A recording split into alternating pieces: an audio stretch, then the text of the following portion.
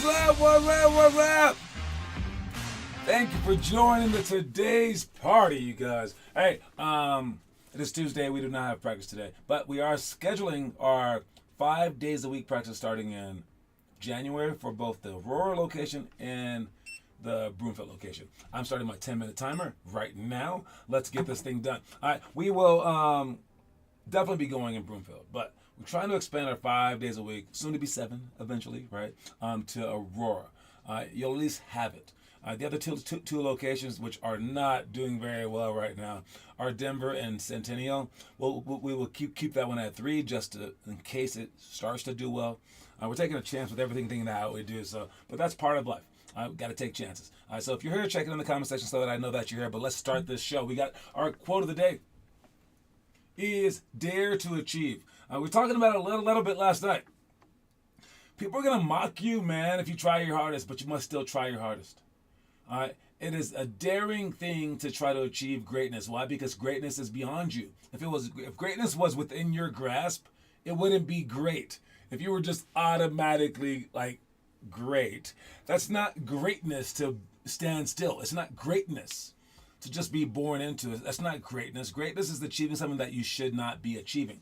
All right? Greatness is working for something bigger than yourself or bigger than your station in life. So if you truly want greatness, you must dare to achieve, and it is daring. And if you're willing to dare, you're doing something that most of the population is not willing to do, because daring to achieve is the same thing as daring to fail.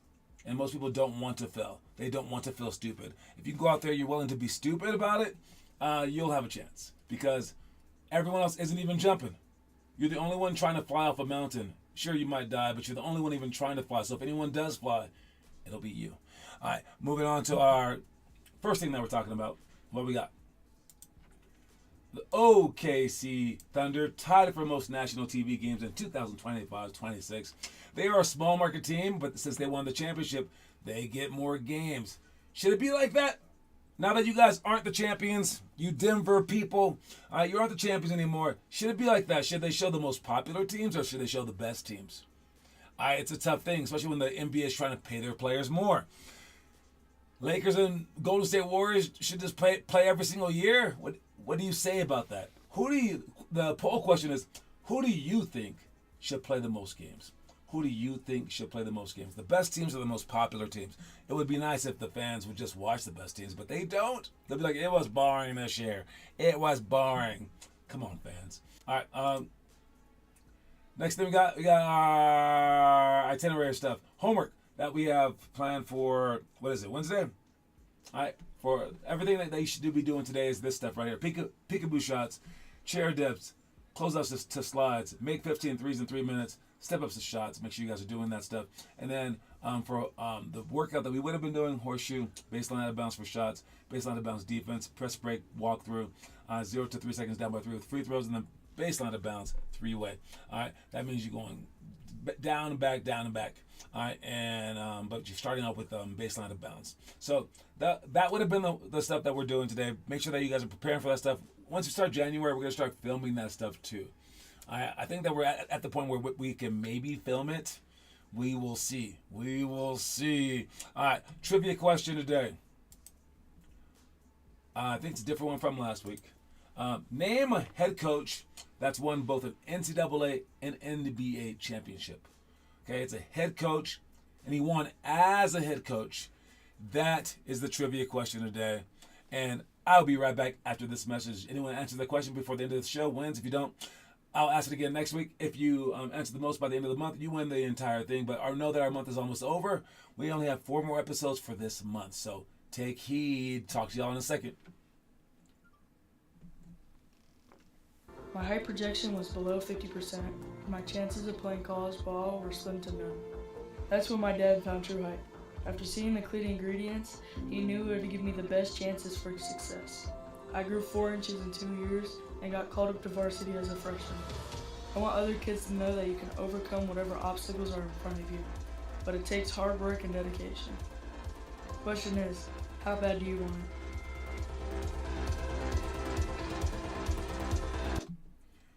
How badly do you want it indeed? And how badly do you want this trivia question? Again, I'll ask it one more time. You have until the end of the show. Name a head coach that's won both an NCAA and NBA championship. Moving on to some health stuff. What are we talking about now? We got someone talking trash to the NBA Olympic team. And here's what they got. Here's what they had to say. Let me see. An advantage, we know each other. We've played together for 10 plus years. We have training camps every summer. These guys don't. These guys just show up for 3 weeks and just go play, right? It's extremely hard to create a team and create chemistry like that. And I think that's their biggest disadvantage. And that's always a challenge for them. I could play together every day for the last 5 years. That ain't gonna help you. That chemistry gonna help you when you got guard stuff. So whoever talking, man, especially France, man, just play the games, man. We ain't talking about y'all. We respecting what y'all doing over there, bro. Okay, first of all, France wasn't really talking trash. He was just saying it's their biggest disadvantage. It's like our only chance is our chemistry. But can team chemistry guard Steph Curry? Can team chemistry guard Steph Curry? You would hope so. You would think so, but it turns out it can't. And he could have probably said the same thing about himself, but I think that the USA team knows, like, it's Steph's world. It's Steph's world. But no, France, I don't think that they were talking trash here, but that is a funny thing. And you must at least think that way. Because there's not that many players like Steph or like Shaq in the world, so I mean, don't worry so much about them. When you face them, just be in awe, try your hardest. But outside of them, I mean, there's not that many people like that. A team can guard a lot of people. So yes, be a team, be a team, be a team. Next thing we got is our homework stuff. It's what you do in the dark that puts you in the light. We got Kieran doing 5 in a row from 5 spots. I used to do that in college. And he had to make 5 in a row from threes. I don't know if he shot it from threes or from twos, but yeah, that's a tough drill. 15, scissor Drace. The pistol squats. I see you, Adrian. Split jumps, jump rope. Hey, the more that you can stay doing this for years and years and years, the better that you're going to be. But at least try. At least try. We just had someone quit our program, but he at least tried. He tried. Okay? So just try. It's okay if you fail. Just keep going. All right? And it's not really a failure because you put in some work. Who cares? Who cares? All right? So keep working, guys. Keep going out there. Let's check some behind the scenes. We are flying through today. All right. How did you shoot threes so great? It has nothing to do with threes. It's all about setting up a base. A great drill. I call it 15, 17, 19. Yep. 15, 17, 19. 19, 17, 50. 7 spots. Okay, so what he's saying is that he doesn't shoot 3-pointers to practice 3-pointers. I saw him talk about this. Steve Kerr talked about this. They're both great shooters, and they didn't shoot threes in practice. He says, set up your base. Don't worry about the distance. You just work on your base, and you work on repetition. He's 15, 17, and 19. You just practice how you shoot the ball instead of chucking up the ball. I'm a firm believer in that. I wish I had that kind of patience when I was growing up. But yeah, you shoot the ball well, and then all you have to do is just add a little bit of legs. Basically, it's their motto, and these are some of the best three-point shooters of all time. What's up, Mendoza? All right, so yes, you don't need to be chucking up threes in practice. He said 15, 17, and 19 feet, just all around, and you just have to just bend your legs a little bit extra. Kids like to jack up 3-pointers, and they end up shooting really bad shots, and that creates a horrible habit. You don't want to create bad habits. So that's what he was saying there. Let's check out the story of the day to see what that's saying. Teams should most definitely play their level, below their level, and above their level. But when playing far below, they should use the opportunity to work on playing the game properly rather than destroying the opponent, so that they're able to apply what's learned towards future games that are against teams above their level.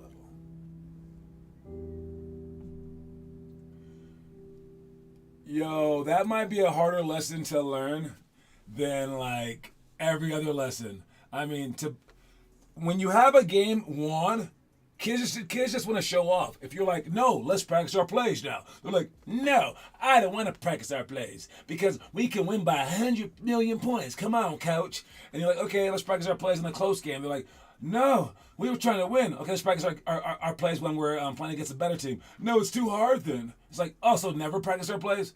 Never? And then the better teams end up beating you because of certain things, right? Anyways, that's my 10-minute timer. So we have to be able to work on stuff that will help us beat those better teams against the worst teams sometimes.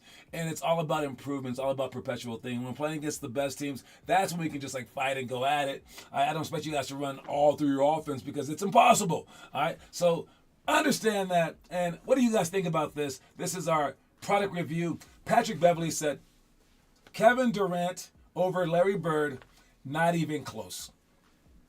I'm a firm believer in eras. They Kevin Durant is a product of Larry Bird. Larry Bird used to do the wrist roller thing, and Kevin Durant heard that from Larry Bird, and that was why Kevin Durant started to do it. They have very similarly weird shots. Kevin Durant is nothing without Larry Bird. You can't compare people by evolution because evolution it's evolution. All right? Just because we know E equals MC squared doesn't make us as smart as Einstein. And then actually, straight up in a game, with the time machine, you put Larry Bird out there right now today, he would do something. Honestly. I mean, like, just look at the highlights. Trust me. Kevin Durant might average 50 points if he went back then. But I'm saying, he's no Joe Schmo. Now, can Kevin Durant last for 40 years from now? That's the question. That's how you compare them. But we can't find that answer out until 40 years from now. Anyways, no one answered the trivia question. I'll ask it again next week. We got the quote of the day is dare to achieve. So make sure you guys are daring to achieve, being brave enough to go out there and being brave enough to like maybe fail. All right, just go out there and achieve greatness, even though it's scary. All right, so great job to everyone who's been working. I will talk to you guys soon. Make sure you guys work, and post. All right, that's my time. Talk to y'all later, man. Reese's Pieces, everybody.